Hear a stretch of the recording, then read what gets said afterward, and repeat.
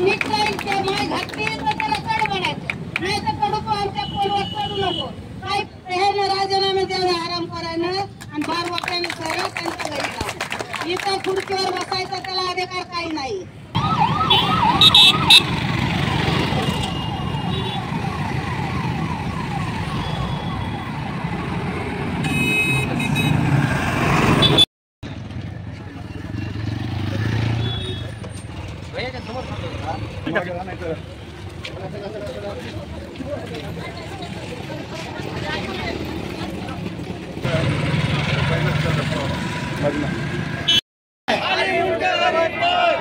एमएससीबीच्या ढिसाळ कारभाराचा एमएससीबीच्या ढिसाळ कारभाराचा काय अरे निकाल गप्प एमएससीबीचा करायचं काय, अरे ढिसाळ कारभाराचं करायचं काय. परभणी शहरामध्ये मागील अनेक वर्षापासून गोरगरीब जनतेला त्रास देण्याचं काम या एमएससीबीच्या मार्फत होत आहे. अनेक वेळा अनेक पदाधिकाऱ्यांनी कार्यकर्त्यांनी निवेदन दिलेले आहेत. वारंवार एमएससीबीच्या अधिकाऱ्यांच्या भेटीगाठी घेतलेल्या आहेत. परंतु त्या निगरगट्टा आणि गेंड्याच्या कातडी असलेल्या या अधिकाऱ्यांना आणि कर्मचाऱ्यांना कुठलाही फरक पडलेला नाही. या एका वर्षामध्ये कमीत कमी 10 ते 15 निवेदन आम्ही दिलेली आहेत. अनेक वेळा मोजके पदाधिकारी येऊन अधिकाऱ्यांची भेटी घेतलेली आहेत. परंतु त्यांना हे माहीत आहे की लोक काही आपल्या दारापर्यंत येत नाहीत. आपल्या पगारी फिक्स आहेत, आपला मानधन फिक्स आहे, आपली नोकरी फिक्स आहे. म्हणून लोकांना जे बोलायचं ते बोंबलू द्यायचं ते बोंबलू द्यायचं आणि करायचं काहीच नाही. एमएससीबीचा हेल्पलाईन नंबर आहे, जेव्हा लाईट जाते त्यासाठी ते नंबर दिलेला असतो. परंतु हा हेल्पलाईन नंबर 24 तास बंद असतो. बेल गेले तर मोबाईल उठून बाजूला ठेवतात आणि लोक विनाकारण रात्रंदिवस परेशान होतात. जे कंत्राटदार आहेत त्या कंत्राटदाराला पोचण्याचं काम बोगस डिप्या, बोगस फ्यूज, बोगस वायर, सगळा प्रकार बोगस आहे आणि फक्त गुत्तेदार जगवायचं काम त्या एमएससीबीच्या मार्फत होत आहे. आपल्या परिसरात जेवढ्या एमएससीबीच्या डिप्या आहेत आपण बघत असाल, एकीचाही दरवाजा बंद नाही. सगळ्याचे फ्यूज तुटलेले आहेत, सगळ्याचे वायर जळालेले आहेत. काही भागात असं आहे की हाताला तारा येतात, एवढ्या खाली लोंबलेले आहेत. खंबे खालून पुजलेले आहेत. अशी 1 ना 1000 प्रश्न या एमएससीबीचे आहेत. परंतु त्या एमएससीबीला आम्ही सांगू इच्छितो, दुसऱ्यांना गरज नसेल पण आम्ही त्या जे धरणं आंदोलन ठेवले फक्त ही झाकी आहे. येणाऱ्या काही काळात जर व्यवस्थित वीज पुरवठा केला नाही, व्यवस्थित डीपीचं मेंटेनन्स केलं नाही, व्यवस्थित फिडर केले नाही तर आम्ही इथे येऊन आपलं कार्यालय जाणं सुद्धा मागे पुढे करणार नाही. कारण की ती पछाडलेली आणि हे योद्धा लोक आहेत, रस्त्यावर उतरणारे आम्ही लोक आहेत.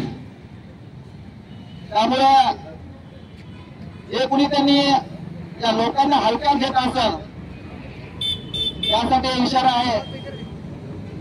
एमएससीबीच्या गुत्तेदारांना ठेकेदारी देतात, ठेकेदारी त्यांचंच पोट भरायला पाहतात. पण गरीब जनतेकडे आणि झोपडपट्टीच्या ग्रामीण ह्या आपल्या परभणी शहरातल्या लोकांना किती त्रास विद्युत मंडळाचा होत आहे. आणि कुण्या जरी महिलांना माझ्या म्हणले लाईन मिळाले तर साहेब तारले लोंबलेला आहे. या ताराचं बघा तर ते काय म्हणते माझ्या हातात काय बाबा तुम्ही साहेबाला जाऊन भेटा. आता ते साहेब कोणता आहे त्याला वेळोवेळी भेटतात आमचे कार्यकर्ते, पण ते काय मनावर धरत काय त्याचं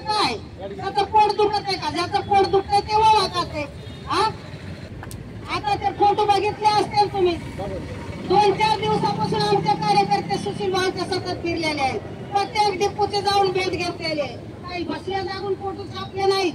म्हणून त्या प्रत्येक डिपोचा पहिलं लॉक होतं, त्याला पत्रा ठोकला जात होता आणि लाईन मिनच येऊन चाबी काढत होता आणि ती कुठली मिस्टेक झाली ते पाहत होता. आता ते सर्व खुलं असल्यामुळे कुणी बी चाललंय तिथं काही डवचायलंय आणि आगे करायला तर गरजच नाही कुण्या गोष्टीची. गरीब जनता अंधारात मिळाली काय आणि राहिली काय. आज बीपीचे लोक आमच्या गलीमध्ये आहेत, प्रत्येक झोपडपट्टीला शुगर बीपी वाले आहेत, कुणी बिमार आहेत. लाईट दिवस लाईट जाती, संध्याकाळी परवाला तर रात्रभर लाईट बंद होती. मग हे काय यांच्या बापाचंच राज आहे का काय? शासनाचं काय आहे का नाही याच्यामध्ये? आणि हे जर एवढी मेहनत करत नसतील तर हे राजीनामे द्यावे आराम करायला आणि बार वाटायला सरळ त्यांच्या घरी जावं. इथं खुर्चीवर बसायचा त्याला अधिकार काही नाही. आम्ही तडीपार झालेले माणसं आहेत, आम्ही कुणाच्याही बापाला घेत नाही. म्हणून मला एक सांगायचंय, यांना काय पगार येतात गुरु, यांचं भागत आहे. गुत्तेदार काय ह्यांना अर्धा हिस्सा देत आहे, त्याच्या काय अर्धा खिशात पडत आहे, त्याला काय गरज आहे कुणाची. पण मी म्हणते यांना होत नसेल तर याने घरी जाऊन बायको संग जुनं भांडे करत बसावं. अधिकारी लाचीचे नाही ते बसतात. म्हणून ज्या प्रत्येक विकासनगर आहे, कृषीनगर आहे, मंत्रीनगर आहे, पूर्ण आपल्या पट्टीच्या पलीकडच्या एरियामध्ये अजिबात या काळजी घेणं झाली ते करू लोक. म्हणून यांना चांगला धडा शिकवायसाठी सर्व महिला मंडळ तयार झालं पाहिजे. फोनवर चढला की खाली उतरू द्यायचं नाही त्याला, कारण नीट राहील ते माय घातली तर त्याला चढ बनायचं, नाही तर कडू तो आमच्या फोनवर चढू नको. काही पोरं उठून पडायला जातं. आजचे सुशील भाऊ, आता तुम्ही आल्याच्या नंतर फोन मी केला तेव्हा आमच्या अण्णाभाऊ साठ्यांच्या पुतळ्यापाशी त्या झेंड्याला तार केलाय, मेन तार. तर 2-3 लेकराला शॅट लागला. आता आम्ही कुपाट्या तोडून टाकल्यात अण्णाभाऊच्या मंदिरामध्ये. मग ह्याला काय जाळायचे का ह्याला धरूशी? अण्णाभाऊच्या मंदिरामध्ये जर शॅट लागायला मग कुपाट्या टाकावं लागायला तर ह्यांच्यावर कुपाट्या नाही का आपण रचणार चांगल्या पद्धतीनं. म्हणून या अधिकाऱ्यानं काळजी घ्यावी. जे डिपो उघडे आहेत, ज्या डिपोच्या वायर गळाले ते त्याने बरोबर दुरुस्त करावं आणि गरीब झोपडपट्टीला त्रास देऊ नये याची दक्षता त्याने घ्यावी. आणि सुशील भाऊ, तुम्ही जिथं उडी मारा म्हणतात त्या ठिकाणी तुमच्या बरोबर हे सगळे लोक त्या ठिकाणी डुबायला तयार आहेत, पण मागे सरकणारी अवलाद नाही. म्हणून अशा अधिकाऱ्याला लवकरात लवकर घरी पाठवा. त्याला इथं ठेवूच नका ह्याला, नाही तर मला घेऊन चला त्याच्यापाशी. आता त्याला म्हणते तू बाहेर बाबा, दुसऱ्याला कोणाला बसू दे, खाऊ दे, तुझ्या जागी ड्युटी करू दे. डेली वजा सरकार लागत नाहीत का? खूप शिकलेले विद्यार्थी आहेत आपल्याकडे. म्हणून प्रत्येक परभणी शहरामध्ये आमच्या पट्टीच्या पलीकडचा एरिया सलम एरिया आहे, झोपडपट्टीचा एरिया आहे. म्हणून त्या एरियामध्ये अजिबात अधिकारी लक्ष देत नाहीत आणि त्यांना लक्ष देण्यासाठी आपल्यालाच आठवण करून द्यावी लागते. आणि त्यावेळेला असे खाली लोंबले, काही पोला हलायले तर इतकी गंभीर परिस्थिती झालेली आमच्या नगरामध्ये. ते स्वतः अधिकाऱ्याने जाऊन पाहणी करावी. आणि गुरु तुमच्या तिकडे आलं तर तुम्ही त्याला बघा, तुम्ही कोण आहे दाखवा. माझ्याकडे आल्यास मी त्याला सांगते मी कोण आहे ते. म्हणून सुशील भाऊला सोबत, सुशील भाऊ पाठीमाग आहेत, सुशील भाऊचं काही नाही. म्हणून जे काय मला या ठिकाणी तरी पण आणखी पुन्हा मी विनंती करत नाही. असायला विनंती करण्यासाठी अधिकारी त्या लाखीचा पाहिजे. अहो याच्या लाखीचाच नाहीये, याला विनंती करून काय फायदा? मीटर आता खेड्याला 100 रुपयात मीटर आहे. इथं मीटर जरी घेतलं कुणा तर त्याला 2 महिने जर चाललं तर 10-15 बिल हे हरामखोराची अवलाद देते. 15,000 बिल होते का एका झोपडीच्या 2 बल्बाचं? बिसरी चालायला कारखाने झोपडीमध्ये टाकलेली. मनुष्याने त्याला एक मागणी करा, 100 रुपयात मीटर दे आणि 200 रुपये महिना तू उशीर कर घराघरीच मीटरचा. आम्ही भरायला तयार आहेत ना, पण 1,000-2,000 2 महिन्यात देऊ नको तू. असे त्याला साहेब तुम्ही सांगा समजावून. इकडे लोकांवर किती पण सुद्धा अन्याय अत्याचार जरी केला, लाईट जरी टाकली तर कुणी एवढं मूळ नाही ठिकाणी बोलणार नाही. येऊन फक्त एमएससीबीला एक फोन जरी केला तर ते फोन काय उचलत नाहीये. गेल्या 3 महिन्यांपासून अवडावे असलेला वीज दर एवढ्या पटीनं वाढले, त्याच्या विरोधात एक पण सुद्धा या ठिकाणी लढायला तयार नाही. दुसरी एक गोष्ट अशी आहे, पाऊस येऊ न येऊ, लाईट जाओ न जाओ, किंवा जोरात पाऊस पडो किंवा एखाद्या झाडाचा जर पान जरी हल्लं तरी ती लाईट जाते. म्हणजे आमचं जगणच तुम्ही मान्य केलं नाही, म्हणजे आमचं अस्तित्व तुम्ही मान्य केलं नाहीये. आणि मुळात जर विचार जर केला तर मार्च आणि एप्रिल महिन्यामध्ये जेव्हा लाईट जेव्हा या ठिकाणी जेव्हा त्यांचं पारेषणचं विद्युत वितरण आणि पारेषणचं जेव्हा त्यांचा कोटा असतो तर ते कोटा जेव्हा भरण्यासाठी येतात ना तर एकाचं पण सुद्धा ऐकत नाहीये. 1 महिन्याचं बिल जरी थांबलं तरी पटकन ते माणूस वरती जाऊन ती लाईट पूर्ण कट करून टाकतो. आम्ही जरी समजा परभणीच्या दक्षिण भागात तिकडे जरी आम्ही राहणारे जरी असलो ना तर आमचं जगणं तुम्ही मान्य करा. लाईट जाण्याचा प्रश्न सगळ्यात महत्वाचा आणि आमच्या तो जगण्याशी आहे. अद्यापर्यंत आम्ही त्या अविकसित भागात जरी राहत जरी असलो तर आता एक नवी उमेद विकासाची आम्हाला मिळालेली आहे. तर कमीत कमी आमच्या जगण्याचा जो हक्क आहे आणि आमचा जो असलेला जो विद्युत पुरवठा आहे तो न सांगता न विचारता विद्युत पुरवठा तुम्ही खंडित करू नये. परभणीचा जो उत्तर इकडचा भाग आहे वसमत रोड असेल जिंतूर रोड असेल कमर्शियल भाग आहे आणि त्या कमर्शियल भाग मध्ये या वेळेस जर लाईट जर जाणार असेल तर 3 दिवस अगोदर त्यांना मेसेज पडतो तुमची जी कामं असतील ना ती कामं पटकन करून घ्या. या वेळेमध्ये आम्ही यांना लाईट बंद करणार आहे आणि आम्ही काय त्यांचं काही घोडं मारलंय का आम्ही काही घोडं मारलंय त्यांचं आम्हाला न सांगता न विचारताच आमच्या लाईट बंद करायला तुम्ही आणि लाईट बंद जरी केली ना तर ती 2-2, 3-3 तास ती लाईट येत नाहीये. आप लोग नहीं हम भी इंसान की औलाद है क्या जानवर की औलाद आप लोग है तो समझ में नहीं आ रहा कि आप लोगों को इंसानियत समझ में नहीं आती. लोगों के वहाँ बीमार लोग हैं, लोगों के कारोबार है, लोगों का जगना है उठना है खाना है पीना है लाइट से जुड़े हुए कारोबार है. हमारा जो एरिया वो गरीबों का आता है. सुबह उठ के डब्बा बनेगा तो काम को जाते हैं लोग. अब भाई हमारे लोगों के जो महिला मंडल है वो लोग करना क्या सुबह उठने के बाद पहले शुरू चूल्हा सेगड़ी जो भी है हम लोग जो चलाते हैं पहले शुरू खाना पकाना है बाल बच्चे देखना है. तो सुबह उठकर लाइट बंद, दोपहर में लाइट बंद, शाम में लाइट बंद. रफीक सर जैसा बोल रहे थे हवाओं का रूप भी आया तो लाइट बंद. अरे ये तो मजाक हो गया. लाइट का कारोबार हो तो समझ में नहीं आ रहा मुझे. ये लोग हनुमान रफीक सर मुझे लगता है ऑफिस में देखते सर हवा आ रही है पानी आ रही है. वो एक जोक भी बना था टिकटॉक में हवाई लाइट बंद. भाई जोर से हवा चली धूल आ गई लाइट बंद, पानी की छिपे गिरे लाइट बंद. मुझे जाहिर सवेरे सवेरे जो है तो शबनम भी गिरी तो लाइट बंद. ये कारोबार बंद करो. तो ये लोग बेशरम है. इनको कुछ मेरे ख्याल से इनको सेंस नहीं है. लोगों की तकलीफ की जान नहीं है. ये लोगों के घरों में जनरेटर इन्वर्टर लगा हुआ है. सुशील भाई का इन्होंने इन्वर्टर वालों से कुछ कॉम्प्रोमाइज करेंगे टक्केवारी का. लाइट बंद करो तो लोग बेजार होकर इन्वर्टर लाएंगे. ठीक है लोग पैसे वाले लाएंगे, हम और गरीब कहाँ से लाएंगे. गरीब फीस उड़ता है और कोई भी कर्मचारी को फोन लगाओ वो कर्मचारी आता नहीं है. आने के लिए फिर हम लोग को वहाँ कोई भी महल्ले का आदमी जाता है और फीस डालता है. फिर ये कर्मचारी पैसे क्या के ले रहे, ये वित्त पुरवठा वाले बिल क्या ले रहे हमसे. ये वित्त पुरवठा वालों को समझ में नहीं आ रहा.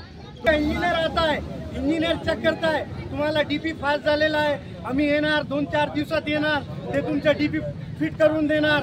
फक्त ते आश्वासन करून देते आम्हाला. जोशी मॅडमला सांगितले होते डीपी डिव्हिजन साहेबला 3दा सांगितले ते पर त्याची कानाची जुळ ऐकत नाही. अभी तक हम लोग परेशान है. छोटे छोटे बच्चे अंधेरे का टाइम होता परेशानी होती है. लाइट के लिए पानी के लिए सहायता नहीं होती है. आजकल सब मोटरों पे चालू है कारोबार. पानी का मोटर पे कारोबार चालू है. आप पानी पीने के लिए घर में नहीं रहेगा तो करेंगे क्या घर वाला. ये सोचना चाहिए ये वित्त पुरवठा वालों ने. आज तक अभी तक ये लोग सोचते नहीं है काम के लिए. और अभी जो सनम एरिया है जो गरीबी तबका है जिसके घर के अंदर पत्थरों के घर है टीनों के घर है ऐसे घर में लाइट होना चाहिए. सांप बिच्छू काड़े का हर चीज का डर है हम लोग को. लेकिन ये लोग हमारी बात को मानते नहीं है और अभी तक ये लोगों ने हमारी कोई बात पे अमल नहीं किया है. एमएससीबी हरामखोरांचा करायचं काय. एमएससीबी हरामखोरांचं करायचं काय.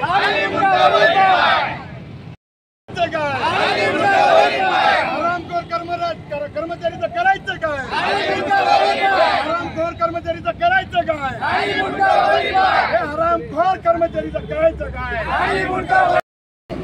जो हा एमएससीबीचा ढिसाळ कारभार चालू आहे या ढिसाळ कारभाराच्या विरोधात जनता त्रस्त झालेली आहे. सामान्य नागरिक त्रस्त झालेले आहेत आणि वारंवार निवेदन देऊन सुद्धा या निगरगट एमएससीबीला महावितरणला काही फरक पडत नाही. म्हणून आम्ही आज आमचा पूर्ण हा जो विभाग आहे साकला प्लॉटपासून भीमनगर क्रांतीनगर इंदिरा गांधी नगर ताडेश्वर नगर विकास नगर परसावत नगर आजिजिया नगर मंत्री नगर त्यानंतर आजीची झमझम कॉलनी, या सर्व विभागामार्फत हा आम्ही एक इशारा म्हणून धरणे आंदोलन ठेवलेलं आहे। पूर्ण आपण बघत असाल की पूर्ण आम्ही डिप्यांचा सर्वे करून ह्याच्या पूर्ण उघड्या डिप्या आहेत, बंद डिप्या आहेत, जळालेल्या डिप्या आहेत, यांचे सर्व फोटो आम्ही इथं लावलेले आहेत। म्हणून ह्या MSEBचा हा जो भोंगळा कारभार आहे, हा जो बेजबाबदार अधिकाऱ्यांचा जो कामकाज आहे, याचा निषेध करण्यासाठी आणि यांना जनतेचा अधिकार, जनतेचे हक्क काय आहे त्याची जाणीव करून देण्यासाठी हे धरणं आंदोलन ठेवलेलं आहे। आमच्या पूर्ण मागण्या आम्ही लेखी स्वरूपात 8 दिवसापूर्वी त्यांना दिलेल्या आहेत आणि या मागण्या जोपर्यंत ते मंजूर करत नाहीत आणि आम्हाला लेखी स्वरूपात आमचा हा लाईटचा, वीज पुरवठ्याचा सुरुवात करण्याचा कार्यक्रम जो हाती घेत नाही तोपर्यंत आमचं धरणं आंदोलन थांबणार नाही।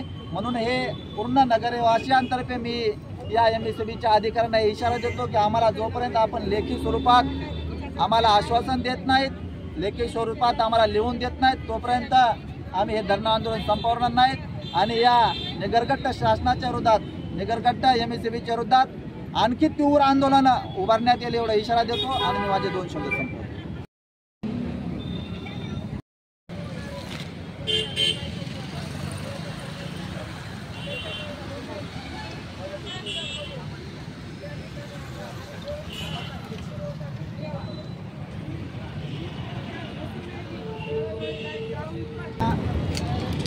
त्रास आहे आणि त्याच्यावर काय सोल्युशन केलं आता आम्ही 8 दिवसापूर्वी तुम्हाला या महिला आहेत, जे लोक आहेत माझ्या एरियात, त्यांना बोला, आता म्हणजे काय बोलणार नाही, तुम्ही त्यांना बोला, आमच्या ज्या समस्या त्याच्यावर तुम्ही काय केलं तुम्ही सांगा, काय सांगा, बोला ना आता, सांगा लोकांना, समाधान करायचं काम आहे। साहेबांनी जे आम्हाला निवेदन दिलं त्या अनुषंगानं 2 ठेकेदार किंवा 2 कॉन्ट्रॅक्टर लावून आम्ही जवळजवळ 12 DTC म्हणजे रोहित रास मेंटेनन्स केलेला आहे आणि LLTVची वाहिन्याची दुरुस्तीसुद्धा केलेली आहे आणि याच्या उपरांत राहिलेलं सुद्धा काम आपले प्रस्तावित चालू आहेत।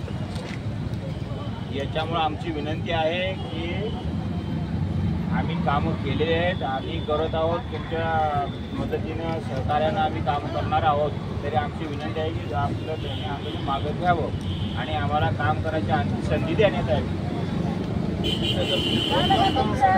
आता लेखी हे अर्ज इथं आपल्यासाठी आणून दिलेला आहे, पण DY साहेब तुम्हाला आम्ही विनंती करतो, भयंकर परिस्थिती आहे तुमचे DPF हे सर्व DY साहेब सगळे जळालेले, फुटलेले फोटोकडे तर DPFचे फोटोकडे आपल्याकडे फोटो एवढा त्रास आहे। आम्ही तुम्हाला 100 वेळा फोन करतो। आमची एक मागणं आहे, तुम्ही हेल्पलाईन नंबर जे खुला आहे कशासाठी खुला आहे, हेल्पलाईन नंबर खुला आहे कशासाठी की बाबा एखाद्या माणसाला एखाद्या गलीत लाईट गेली तर त्याला बोलता यावं, पण तुमचे कर्मचारी एकही फोन उचलत नाही। आमची सगळ्यात मोठी मागणी आहे की तुम्ही हेल्पलाईन नंबर चालू करा, जे काही माणसं फोन करते ते फोन करून बोलते ते ऐका आणि ते लाईट चालू करा। आमच्या परिसरातील आमच्या परिसरातील ह्या 20-25 DP आहेत, ते तुम्हाला मुद्दाम देण्यासाठी आमच्या कार्यकर्त्यांनी सर्वे करून DP आणल्यात। त्या साकला प्लॉटपासून झमझम कॉलनीपर्यंत या सगळ्या DP आहेत। या सगळ्या DPचं काम करण्यात यावं।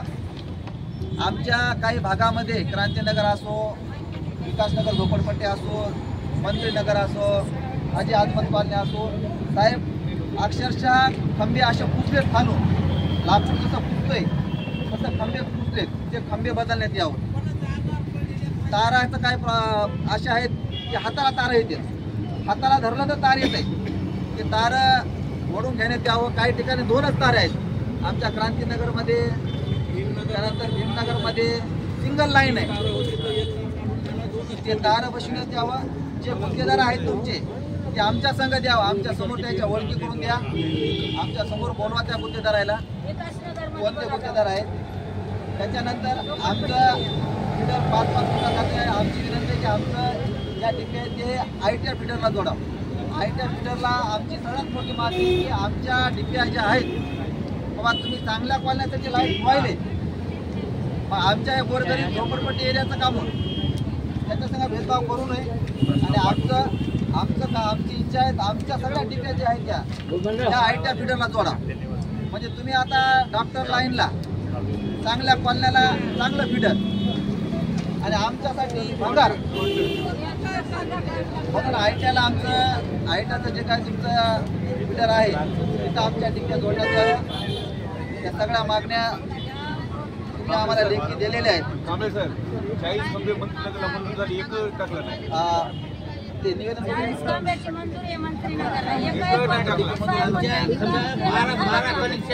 बारा लोकांना कनेक्शन दिलं तर महिन्याच्या महिन्यात कितकाले बिल 12 लोकांना आम्हाला कनेक्शन नाही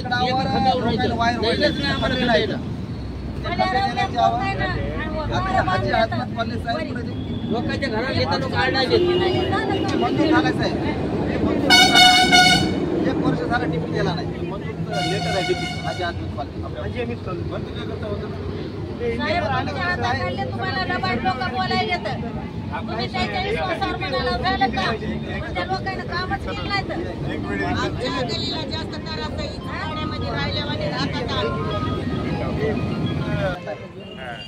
लेखी प्रमाणात साहेब झालं नाही. आम्ही तुम्हाला विश्वासात घेऊन आठवड्याला प्रोग्रेस सगळ्या समोर सांगायलो आणि सगळ्या समोर साहेबाला सांगायलो तर आपण आता हे लेखी पत्र द्यायलेच आणि लेखी प्रमाणात जर काम झालं नाही आणि इथं उद्या काही कायदा सुव्यवस्थेचा प्रश्न निर्माण झाला कारण की लोक खूप रागात आहेत.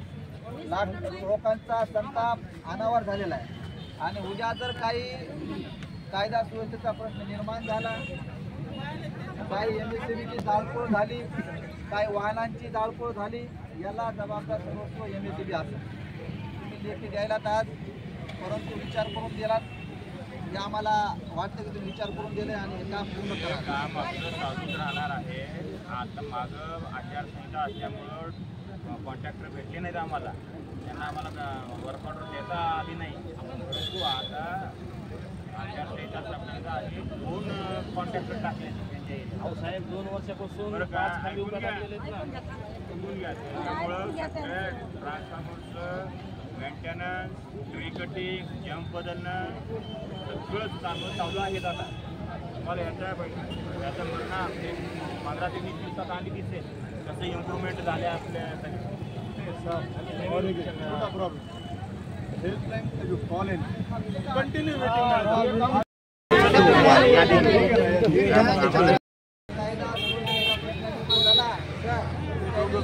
जबाबदार राहतील. आमच्यावर गुन्हे करून मोकळे होऊ नका.